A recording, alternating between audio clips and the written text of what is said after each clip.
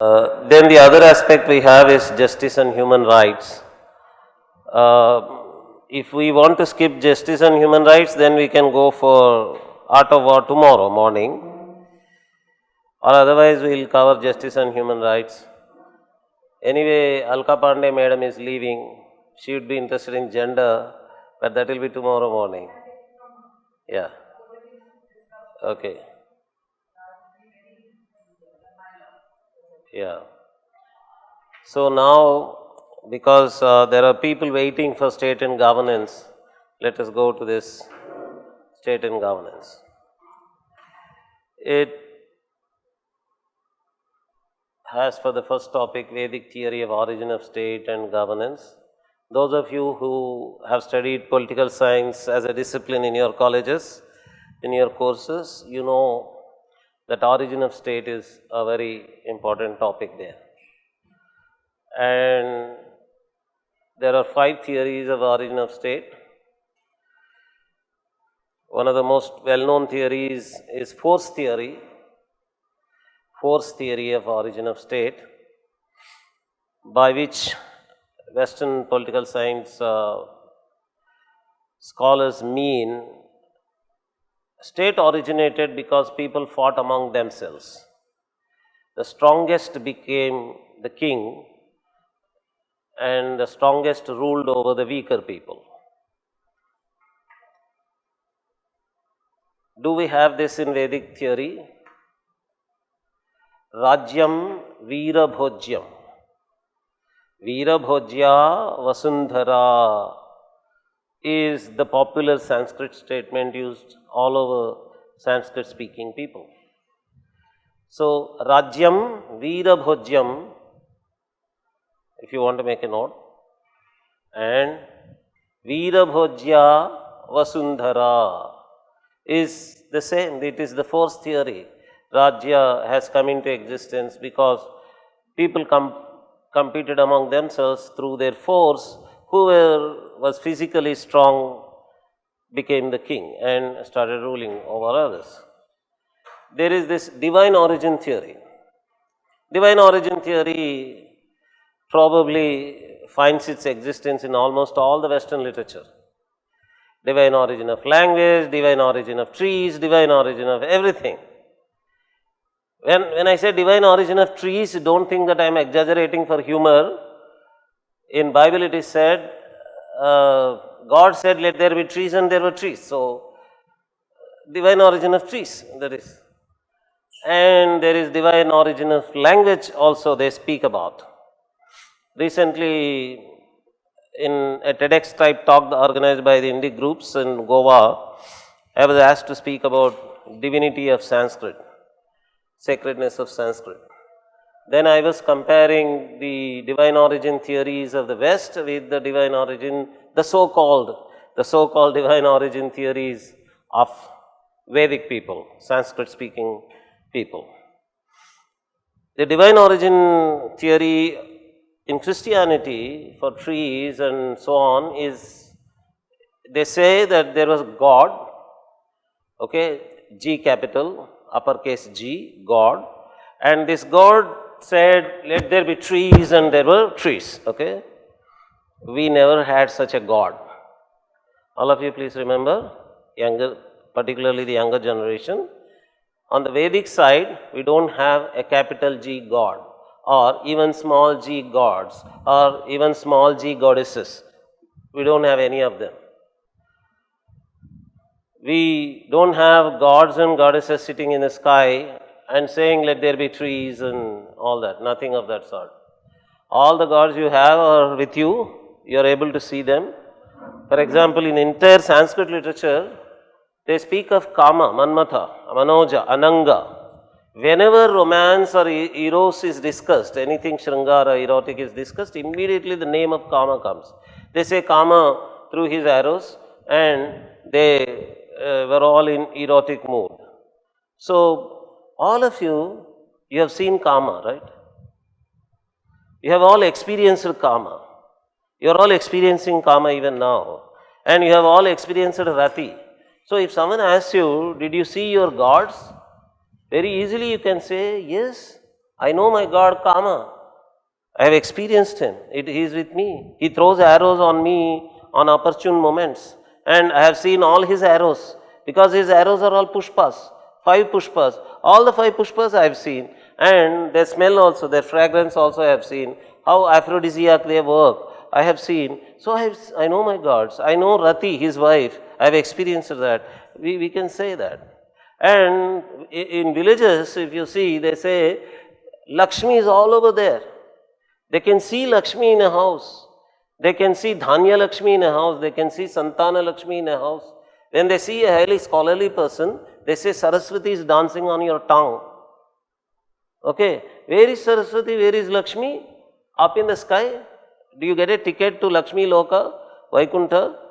No Indigo, no Air India, no Air Asia sells you the tickets. Because Lakshmi is already with you. Saraswati is already with you. So, divine origin in the sense of some god or goddess with a magic wand saying, let there be this and that coming into existence, does not belong to Vedic theories. So, we don't have any such divine origin theory the way they imagine, the Western people imagine. But if there is an origin of things and that origin itself is considered to be divine, that's a different matter. If there is an entity, that entity itself is considered to be divine, that's a different matter. So, there is no question of a God creating state. State itself being divine is there, that concept is there. State itself is a divine entity, Rashtra itself is a divinity according to Vedic mantras. That is why there is a Rashtra Sukta. Rashtra is divinity. Prithvi is divinity. Samiti is divine. Samiti is group of people. That is divine. These entities themselves are considered to be divine. The entities themselves are considered to be sacred. There is nothing like a god and an entity, this god saying, let there be this entity and that entity coming into existence. That's not there in Vedic theory. Okay? And there is another theory of origin of state in the Western model called patriarchal theory of origin of state. Patriarchal means state is something like father. State is something like the family head. And this way of thinking that, okay, there is a person who has to take care of others, patronize those people, he becomes the king, state comes into existence. That way, it is patriarchal theory. This is there in the Indian model also. We have several different words for king in Sanskrit: Shasaka, Palaka and Rajan. The word Rajan comes from the root Ranj. Ranj means to please. So Rajan means the one who pleases. The one who pleases all the citizens is Rajan. Shasan is, to shas is to discipline, to bring order. So Shasaka is the one who brings discipline, brings in discipline among people. So the one who disciplines people, he is a Shasaka, brings order. Palaka, this word is patriarchal because Palana is to feed, to provide. Okay? In Sanskrit, as a synonym for Rajan, they use the word Bhartra also, Bharta, Bhumi Bharta, Dharani Bharta, they use. And Bharta is used for husband also, right? And in United States, I used to hear many women used to say about their husbands, my husband is a good provider. They used to use the word, he is a good provider. He provides very well. So this providing is to bhar, to pal. Pal or bhar is to provide. So the one who provides is bhartra, bharta or palaka. Okay. So it is father's job, father does this. That is why this theory is called the patriarchal theory of origin of state. So if you look at all these 5 different theories of origin of state, they are in a way indirectly talking about the responsibilities of the state also. To fulfill these responsibilities of the state is called governance. What is governance is this: the fulfillment of responsibilities of the state is what is called as governance. So, for example, as Shasaka, the responsibility of maintaining order, discipline, that is governance. To provide is governance. To use force to maintain order is also governance. Uh, to be the representative of the ulterior force is also governance. So, what we say as governance is basically to bring order, to make people happy, please them, ranjana, to keep people happy, provide them by providing, keeping them happy. All these are responsibilities of the state, and that is governance. Okay. Shasaka is discipliner. That's what I am saying. Yes, these are different words, Rajan, Shasaka, Palaka. These different words are giving different responsibilities of Rajan.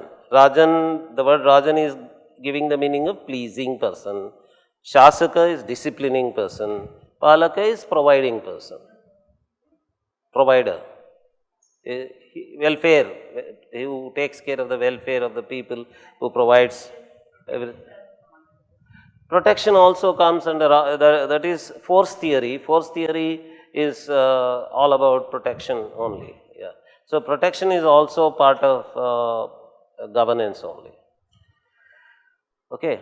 So, in both the theories, in the Western theories and Indian theories, that is Vedic, traditional, ancient Sanskrit theories, both, we have almost the same kind of ideas that the responsibility of governing is to maintain order, to provide, to please, to keep people happy, everything. This is what we are looking at as governance.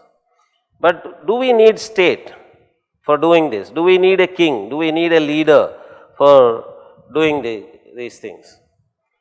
One of the theories of origin of state is division of labor theory also.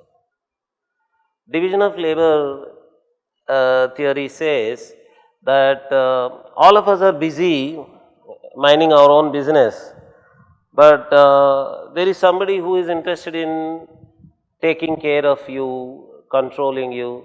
You are living in an apartment, say, for example, an apartment with 50 houses in it, a building. There are some interests of the whole building to be taken care of, or all the 50 apartments. Usually people form associations, apartment associations. Who takes the roles of secretary, chairman, all these people are those who think that they have some time to spare for these organizing activities. They sit as chairman and all that. So, just as we have divided under division of labor, somebody makes pots, somebody cuts wood, somebody fishes, somebody does agriculture. Somebody has taken the responsibility of organizing.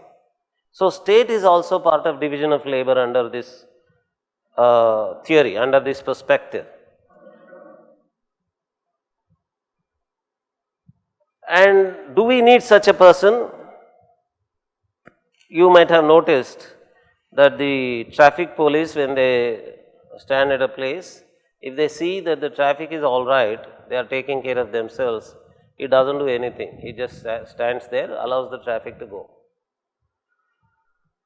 Only when he finds that there is a possibility of a problem, there is a possibility of a traffic jam or something like that, he just jumps in and stops some people and allows some people and tries to see to it that there is some order. So, as long as there is order by itself, no one would like to interfere, right. So, there is no need of a state is also an idea. And did that idea exist in Vedic theory? Yes. The Vedic theory of Krita Yuga is this only. When they described Krita Yuga in the Itihasas and Puranas, they always said, no Rajan, no Palakaha, no Palitaha. Na Palakaha, na Palitaha. There was no ruler, there was no ruled. There was no need of ruling at all. So this imagination, if we call it imagination, that Krita Yuga, where when there is 100% dharma, when there is 100% dharma, there is no need of a ruler. So when there is order, when everyone is naturally behaving the way they should behave, there is no need of a king at all. There is no need of a ruler at all. Is there in the vision, in the idea of Krita Yuga also. And this idea that in the beginning everything was all right is found in Christianity. The story of Genesis, there is only Adam and Eve were there. There was no king, there was no ruler, there was no ruled. It was all perfect. According to John Milton, it is paradise, and that was lost. Paradise was lost. He called his epic poem Paradise Lost because he considered that to be paradise. Paradise once existed. And because Eve, cheated by Satan, ate the fruit of tree of knowledge, and they fell from the higher position and they committed the sin, and they led to the sin of all human beings from then onwards. So there was a fall from the paradise, and paradise was lost. If you look at Islam, they have this idea of Islam being there in the beginning. Islam was there all over. What is Islam? Again, order. The word Islam comes from the root Silim, that the way, same root Silim leads to Salam, Salim. All these words come from Silim only. So from that root only Islam is also formed, order. So when they say there was Islam everywhere, don't think that there were Muslims all over. It just means there was order all over. They also believed in that. So in the Old Testament for Judaism also, there was order in the beginning. It is the same Genesis story. There was order everywhere. And when you look at Hegel, Hegel also says that there was order, equilibrium in the beginning. He uses the word natural law, which is borrowed from Aristotle's political philosophy and then borrowed by St. Thomas Aquinas. And from St. Thomas Aquinas it comes to Hegel. He uses the word natural law. And there was natural law in the beginning, and from there everything fell. Everything went wrong afterwards.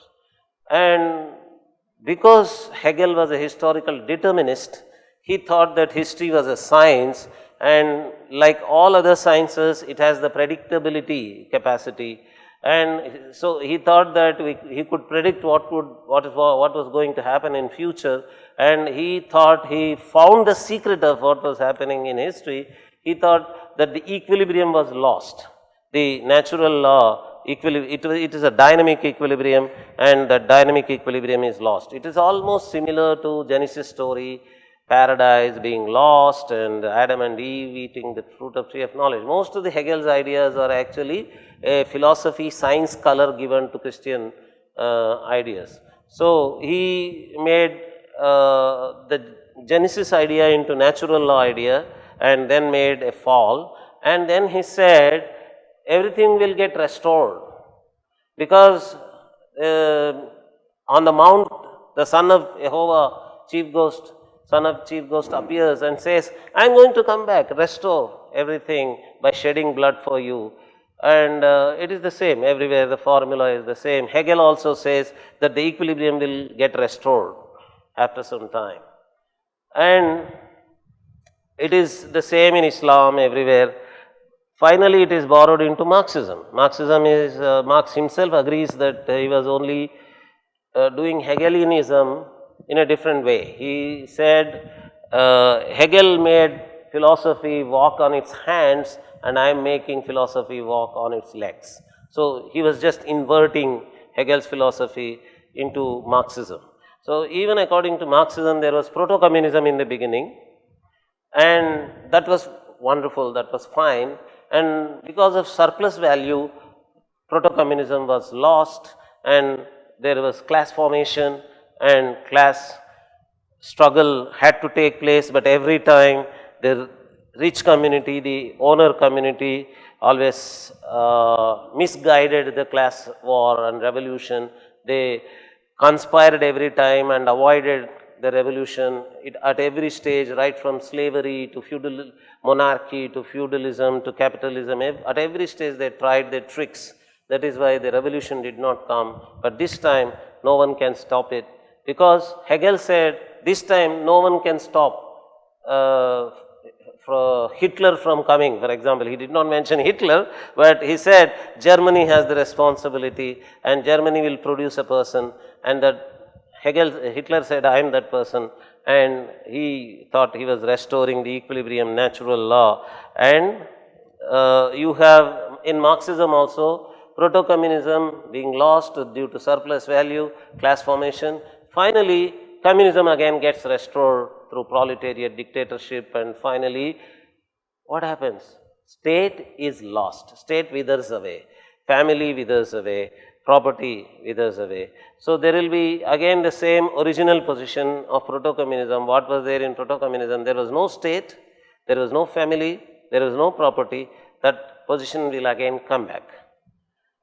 If you look at Krita Yuga, Krita Yuga was there, dharma is lost, 25% in each yuga, and finally Kali Yuga, only 25% of dharma. What happens? Krita Yuga comes back. So the same formula you are able to see in all these cases. But what is the difference? In the case of Vaidika Puranas and Itihasas, after Krita Yuga, it again continues to Treta Yuga, Dwapara Yuga and Kali Yuga. But in Christianity and in all the borrowings of Christianity into Hegel, Marx and all the philosophies, it ends with the coming back of restoration of the original equilibrium. It doesn't continue, the cycle doesn't continue. It is cyclic for Vedic culture, and in a cyclic way, again there is a fall and there is again restoration of equilibrium and everything. So, stateless state is not at all a very weird idea. Stateless state is believed by Krita Yuga idea, believed in Krita Yuga idea. It is believed in Islam, it is believed in Christianity, it is believed in Marxism, it is believed in Hegel, believed all over. And when we say that some people are talking about that stateless situation, kingless situation, kingdomless, rulingless situation, we call them anarchists. But anarchism is not weird. It can easily imagine. We can say that whenever there is order, at least theoretically, at least imaginarily, we can say that if there is order, there is no need of controlling. But why should there be a controller? The opponent of St. Thomas Aquinas in Christian theology, he says that natural law can never be established because people by nature are villains. All human beings are bad people. Because all human beings are bad people, they need a stick and control. So there has to be control all the time. So if whoever believes that people are bad by nature, they say that a king is needed, a state is needed, and the state has to come and control the whole thing and bring everything into order. So whether a state is needed or not, by this looks to be depending on the definition of human being. If you define human being to be naturally bad, you come with a theory that state is naturally required. Controlling is naturally required. If you believe that human beings are naturally good, this is what Swami Vivekananda during 19th century spread all over the world, that Hinduism believes that human being is naturally good. In fact, actually, probably he was doing this in contradiction to Christianity, with which he was competing, creating missions. Ramakrishna, mission is already there in Christianity. He was creating mission. He was talking about convents. Convents were there in Christianity. He was creating that. So he was imitating and competing with Christianity. So in that process, he was countering Christianity by saying that sinner is a bad word. The most popular quote from Swami Vivekananda is that to call a man sinner is a sin. He is a sinner who calls a man sinner. Oh lions, shake of the delusion that you are sinners. He is a sinner who calls a man sinner. These are most popular quotes from Swami Vivekananda. So he gave just the opposite view of human being, that human beings are by nature good people. If they are good people, there is no need of a state at all, no need of governance.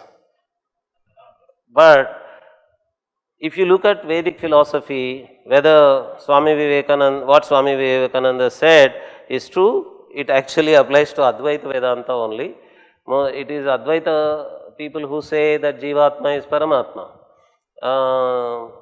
Jivatma is Paramatma in its limited form. But not everyone in Vedic philosophy believes in that.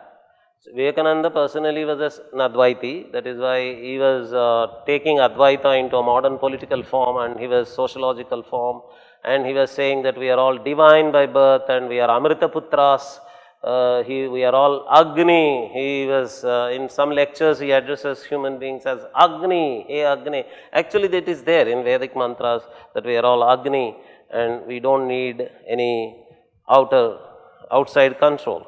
But Vivekananda also knew that yes, we are divine by nature, but we have also our own share of weaknesses. So we need control, but Vivekananda was preaching self-control. If you are preaching self-control, you don't talk about state. You don't need state at all to control you. But yesterday, the whole day we were discussing that Vedic philosophy has a reference framed thinking.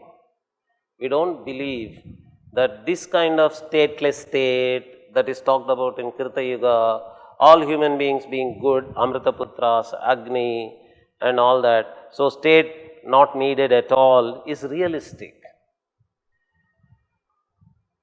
Nowadays, it is those who call themselves liberal, they bring all these things into argument and say state should not interfere, state should not be there if possible, there should be as less interference as possible from the state, people have to be left alone, they can take care of themselves, all this.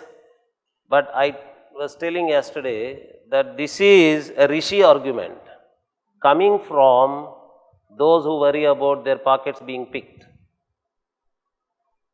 Right? Rishi has to speak Rishi language, selfish people have to speak selfish language. When you know that you yourself is a selfish woman, I am using the word woman, you know why. The woman who says Kashmir has to be given away to them and Pakistan is a highly humanitarian country, you are a selfish woman and you speak the language of Avadhutas. What is a nation? Nations are imagined. What is a family after all? Who is a father? Who is a mother? Who is husband and who is son? Do you know these words? Who is a husband? Who is a son? All sadhus speak this language.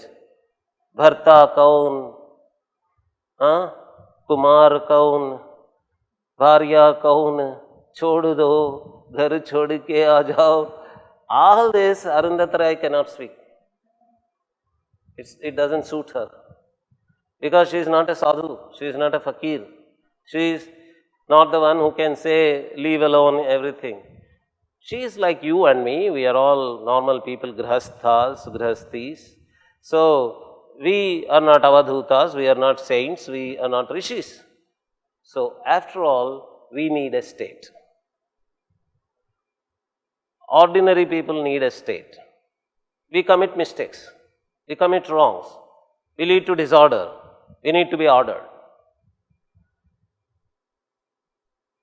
we need something which orders us. We are not disciplined. We need a person or an agency which disciplines us. As a heuristic concept, as a theoretical concept, stateless state is beautiful. But as a realistic understanding of society, that doesn't work at all. We can always keep, for idealism, we can always keep thinking of, yes, I need a state of affairs where I can have a stateless state. But we don't know when it is going to happen. When Lenin took over power in Soviet Union, he appointed Trotsky to suggest him ways of how to get rid of bureaucracy. Trotsky lived very, very long, longer than Lenin. And during his long life, he studied bureaucracy and finally gave a report by the time of Stalin. Lenin was already dead. And when he submitted the report, he said that bureaucracy can never got rid of. You can never get rid of bureaucracy. So, state withering away by itself, the theoretical proposal by Karl Marx is not going to happen, was the observation, conclusion of the report of Trotsky.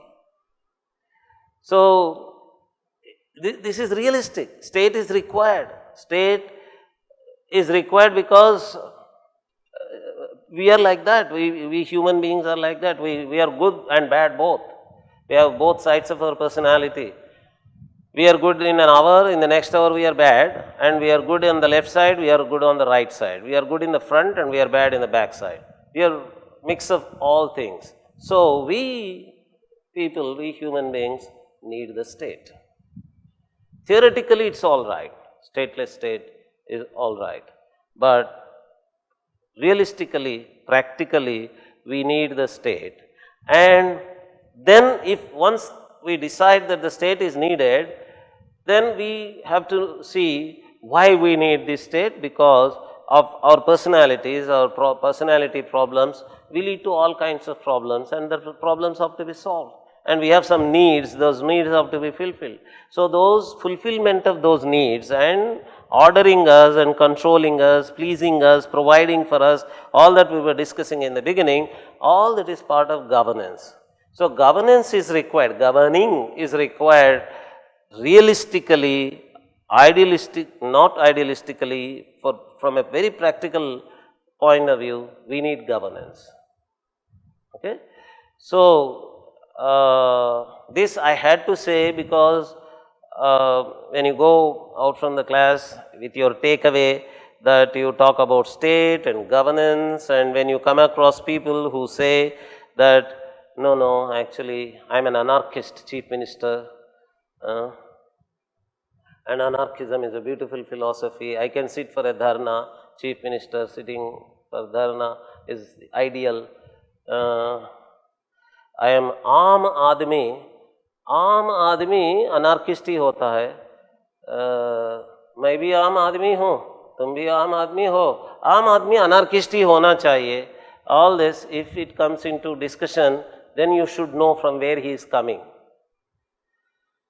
आम आदमी anarchist नहीं होता है, आम आदमी chief minister anarchist हो सकता है, मगर आम आदमी नहीं हो सकता है, अनार्किस्ट नहीं हो सकता है. मगर आम आदमी में थोड़े बहुत वीकनेसेस हो सकते हैं, उसके लिए कंट्रोल चाहिए, गवर्नेंस चाहिए. Governance is done.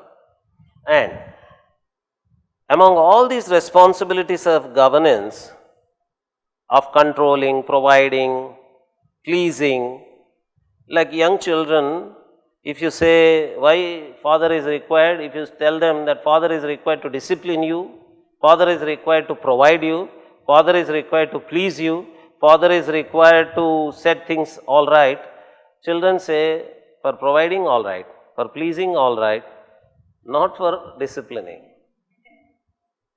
Father should not be there for disciplining, father should not be there for ordering.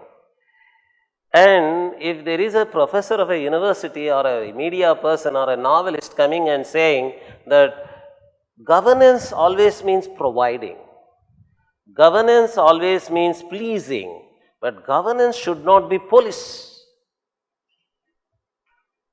Policing is not governance.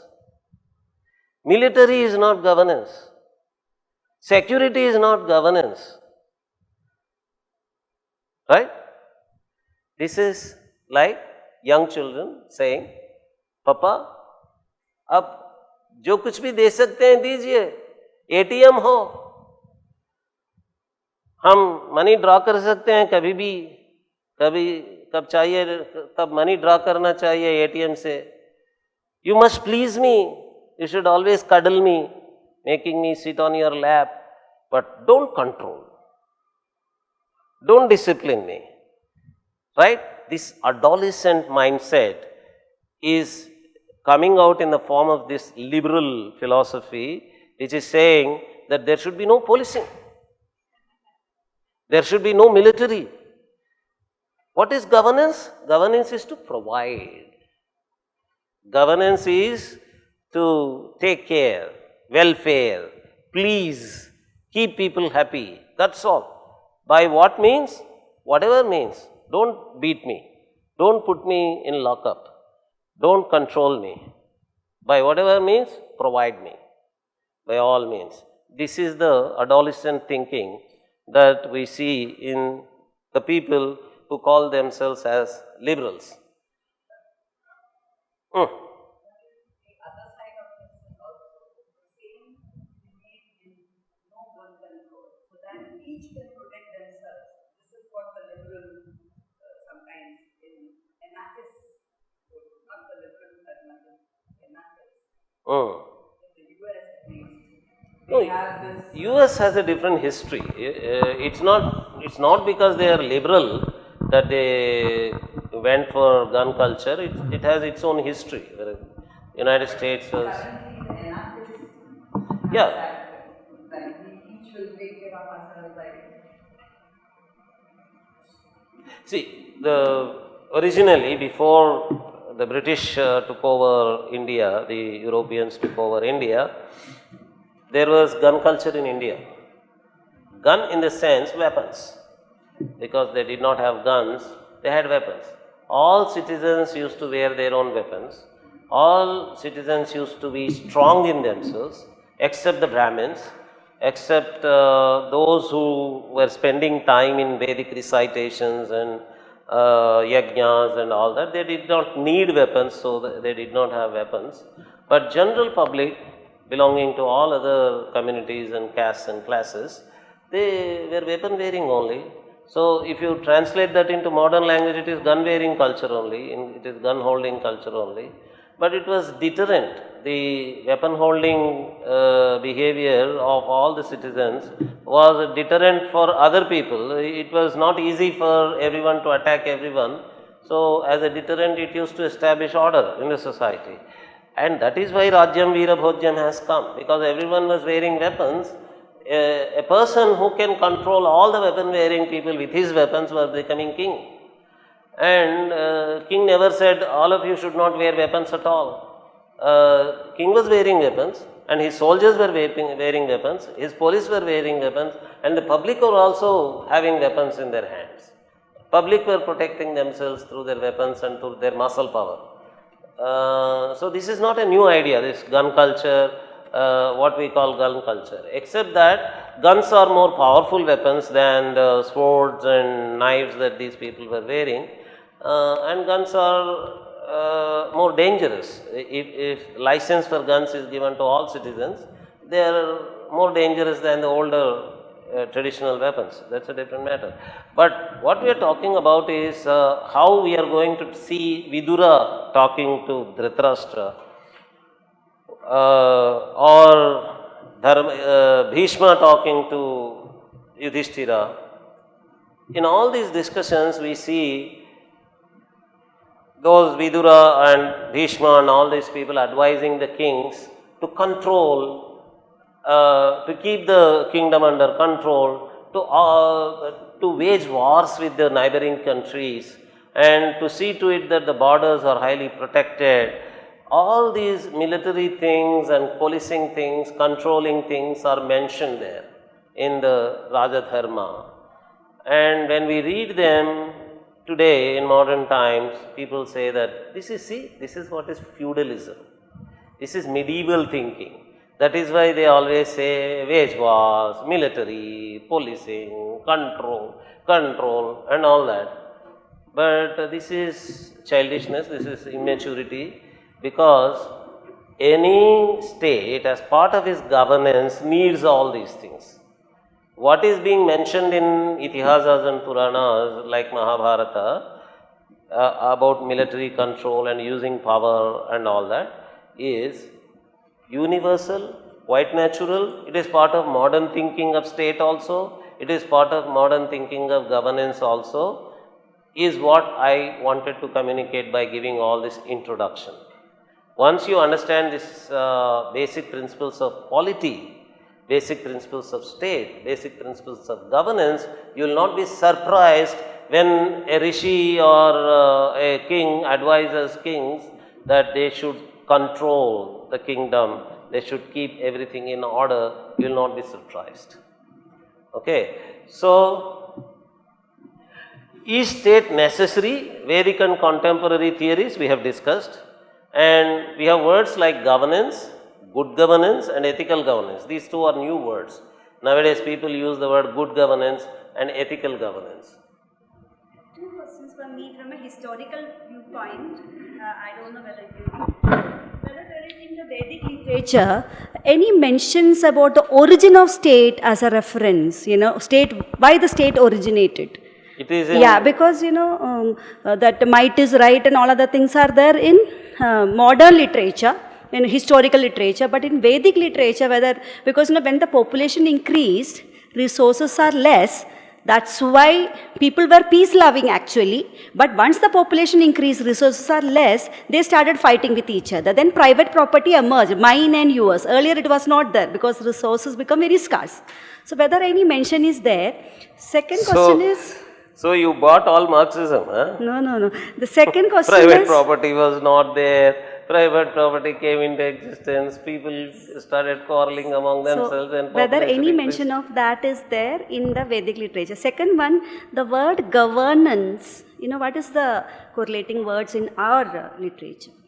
Any other? Shasana. Shasana. Governance is Shasana. To govern is to shas. The root, Sanskrit root sas, means to govern.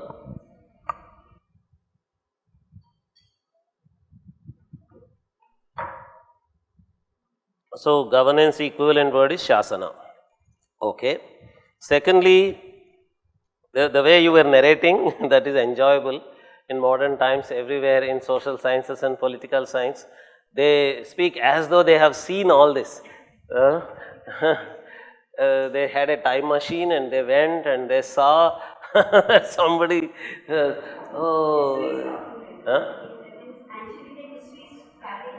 Yeah, I know. Actually, they have even seen the color of the hair of Shivaji's horse.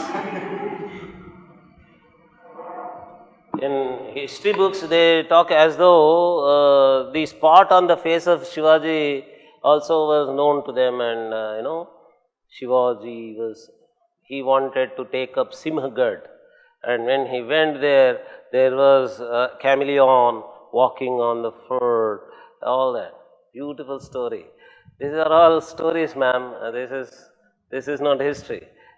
In the same way, all these stories like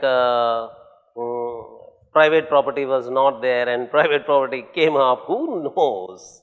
Who has seen the so-called primitive man? Who is this primitive man? Okay, so all the students in the classes from social sciences background, or even if it is not social sciences background, they are told that there was a primitive man. And I have never seen that primitive man. Did you see? No one has seen him. And we have a picture of that primitive man, nude person, running with stones and throwing stones on animals. Who knows how he lived? Whether private property is a new emergence or it existed or not existed. This is a Marxist theory. It is a theory. It's pure theory. So let's not go into that. But your question, Rajyam Veerabhojyam or Veerabhojya Vasundhara, did you say it came in the modern times? it's a Sanskrit statement which existed from Kavyas, from Itihasas and Puranas from a very long time. So this idea that force theory, what they call, it existed there. So the might is right, strong people take over the kingdom, it was all there, already there. But is it correct or not is the question. Because we are going to talk about Mahabharata's theories of state and governance, when we read them, when I am going to say what Sanjaya said, what Vidura said, please don't look at those things as old ideas of Sainya, Sainika, wars. We are not like that. We don't have a war at all, you see. Do we fight? Do we have military? Do we have borders? Do we have police? No. Only they had military. Only they had Sainya. Only they were waging wars. Only they were fighting. They were fighting people. That is why they talk about fighting. That is why they advise kings to fight well. So let us not fight. We don't have military. We should not have military at all, because there are no borders. Why should there be borders? All nations are imagined nations. Right? The guys who tell you nations are imagined, they are highly nationalistic. What is common between Putin and Lenin? Both are Russian nationalists. Both are dictators, that's another thing. Putin is not a dictator. Putin is highly democratically elected. But he is a nationalist, right? Russian nationalist making kabaddi with Trump today. He is playing kabaddi with Trump. Again, a new Cold War has emerged because of Putin's actions today. But people now look at Putin as a Russian nationalist in his ideology, but Lenin was equally a Russian nationalist. In the name of World Communist Society, he was an imperialist. This is not what I am saying. The Naxalite groups in India always said this. The Naxalite groups in India always said that in the name of World Communist Society being formed by Soviet leadership, they are bringing Russian imperialism is what they said. And Chinese imperialism. Again, World Communist Society under the leadership of China, it was again Chinese imperialism. Imperialism comes from nationalism. If there is Russian imperialism, it comes from Russian nationalism. If Chinese imperialism is there, it comes from Chinese nationalism. If there is American imperialism, it comes from American nationalism. So all these imperialists who are nationalists by themselves, they send you books saying imagined nations. Nations are all imagined. This nations are imagined is like fakir ke baat, sadhu ke baat, kaun putra, kaun bharya, right? Nationalist is a Rashtravari. Nationalist is a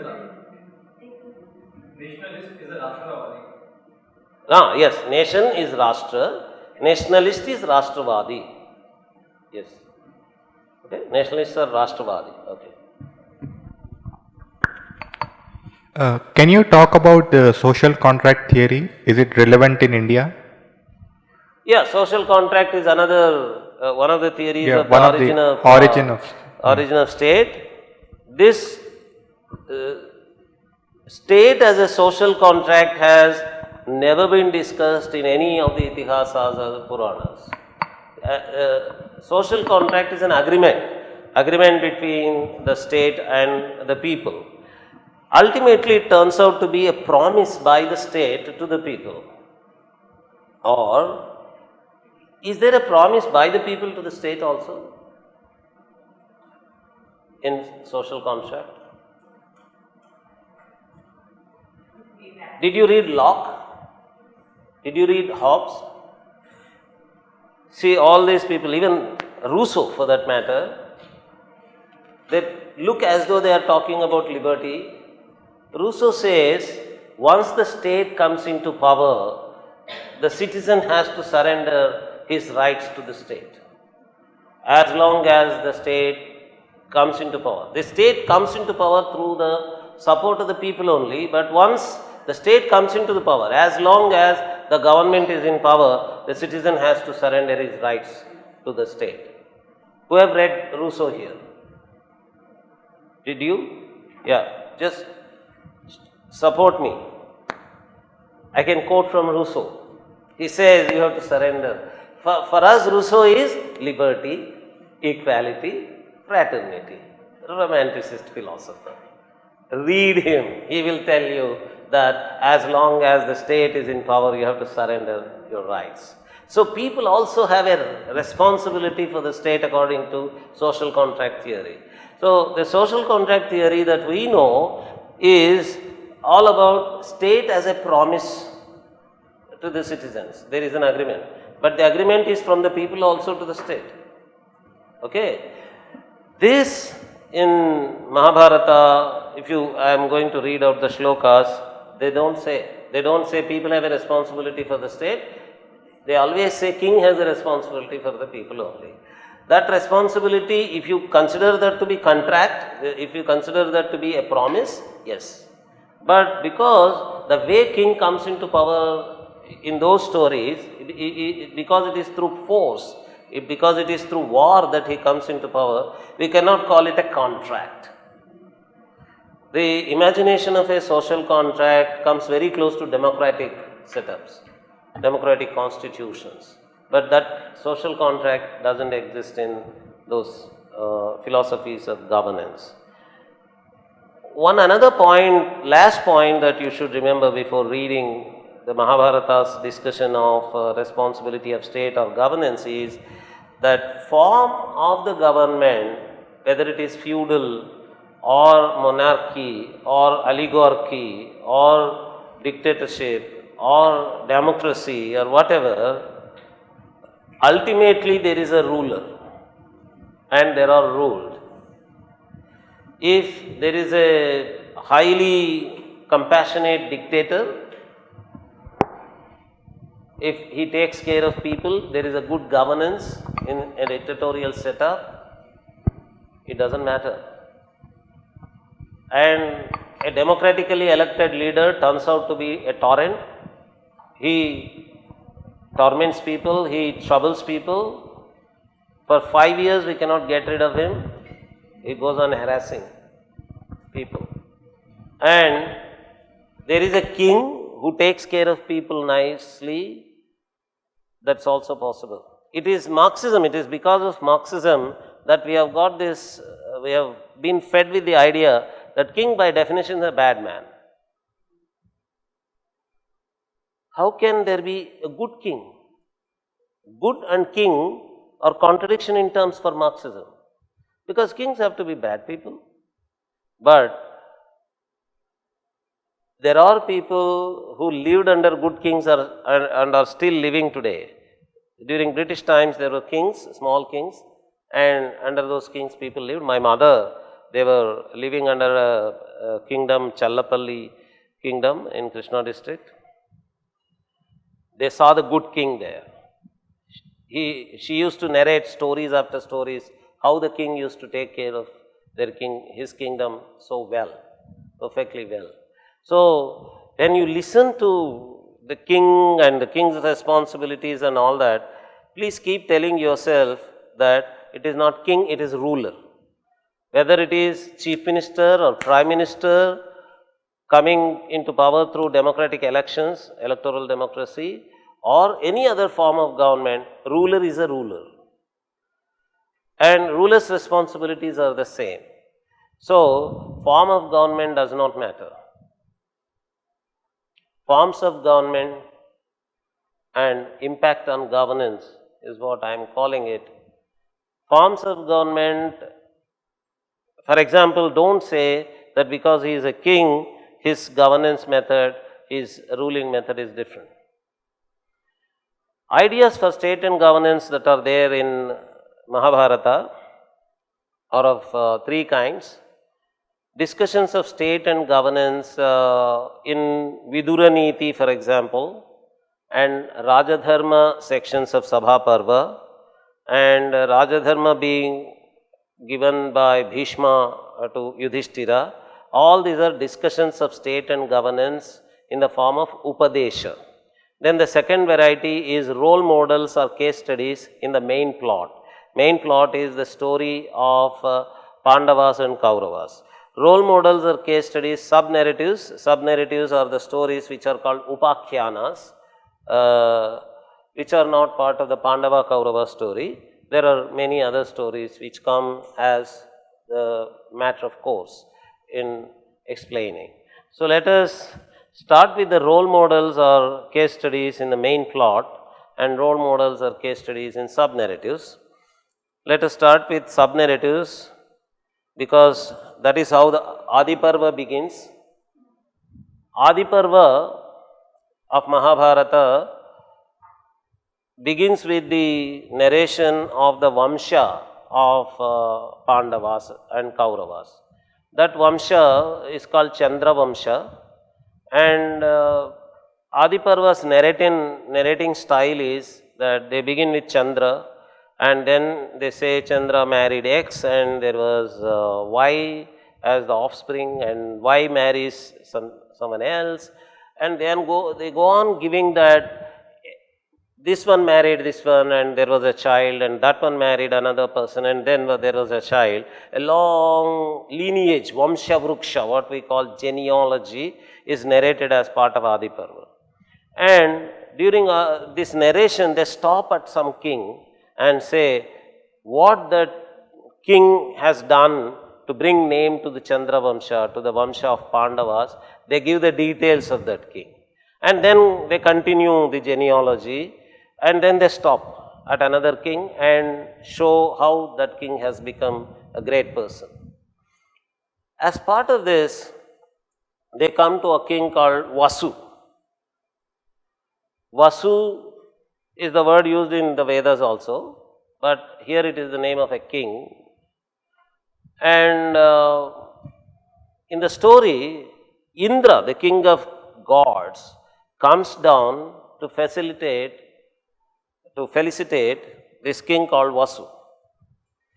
He gives away his Vimana to Vasu.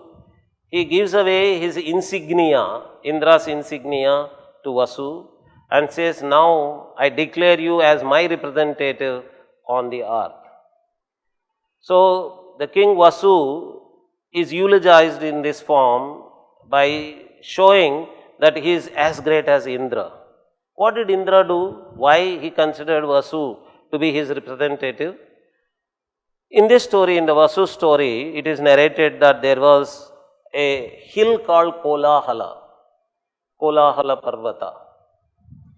And in the story it is mentioned that there was another river called Shuktimati. And this Kolahala hill, in the story it is said that it raped Shuktimati. It fell on Shuktimati. So, if you take this as personification of hill and the river, it looks as though it is a rape, but there is a hill which fell on the waters of the river. And it stopped river's water going to all the people. People were all troubled and they went to Vasu and complained that the river was stopped by the hill and they were not getting water, they were suffering from a water crisis. The king Vasu went there and with the big toe of his left leg, he hit the hill in such a way that the hill went and fell somewhere and broke it into two pieces. In the story, it is not said that it broke into two pieces. It is said that after the rape, Shuktimati gave birth to a son and a daughter. Daughter is a waterfall called Girika, and the son is another hillock, small hillock. So, if you look at that as a nature event, the hill is hit by the king, small hillock is formed because of the breaking of the hill, and out of the hill only a waterfall has emerged because the water of the river is going through that. But because of this, people have been saved. Water is again flowing from Shuktimati to the people. And in the story it is said that this Vasu, the king Vasu, married this Girika, the waterfall. In Telugu literature, in 16th century, an author composed this into a kavya, a very big kavya, where he uses slesha to make it appear that the description of Shuktimati is the description of woman and the river at the same time. And description of Kolahala is the description of a hill and a man at the same time. I was working on this kavya for my PhD, and at that time I noticed that this poet who was composing this poem was in the court of one of the descendants of Sri Krishna Deva Raya. The last descendant of Sri Krishna Deva Raya in Vijayanagara Empire was Aliya Rama Raya, as most of you know. And this poet was in the court of Aliya Rama Raya. That is why he was also called as Ramaraja Bhushana.